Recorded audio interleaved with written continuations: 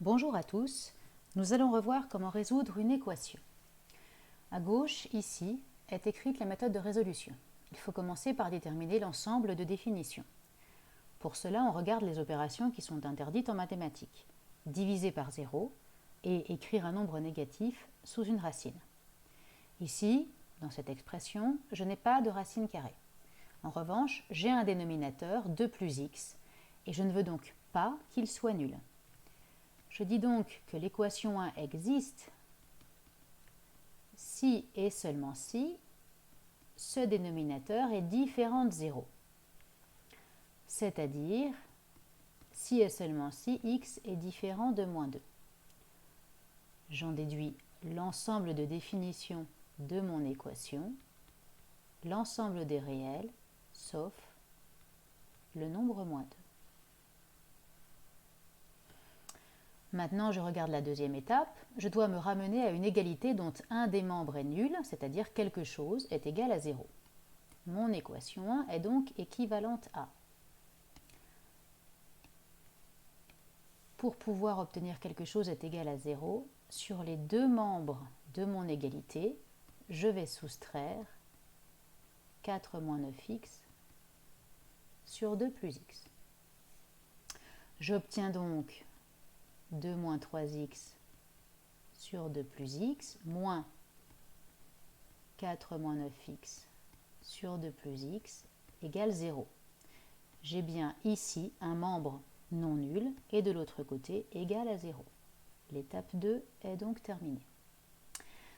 Pour l'étape 3, je dois écrire au besoin le membre non nul sous forme d'un seul quotient.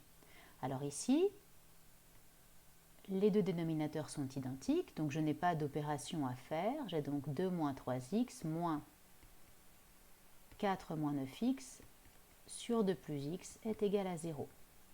J'ai bien mon membre de gauche qui est écrit sous forme d'un quotient. L'étape 3 est donc faite.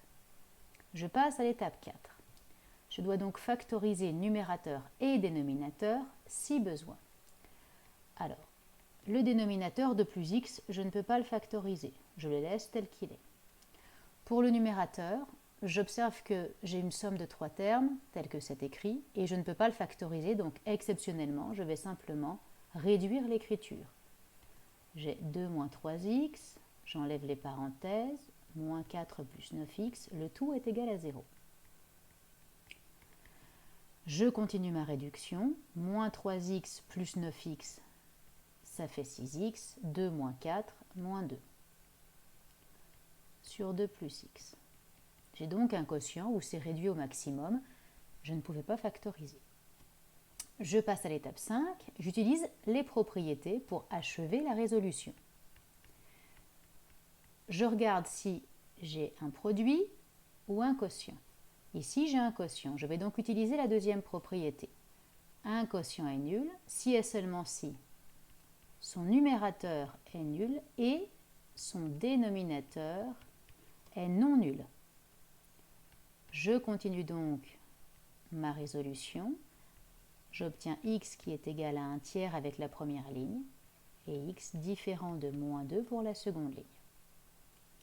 Je vérifie que la solution trouvée 1 tiers appartient bien à mon ensemble de définitions. C'est bien un nombre réel différent de moins 2.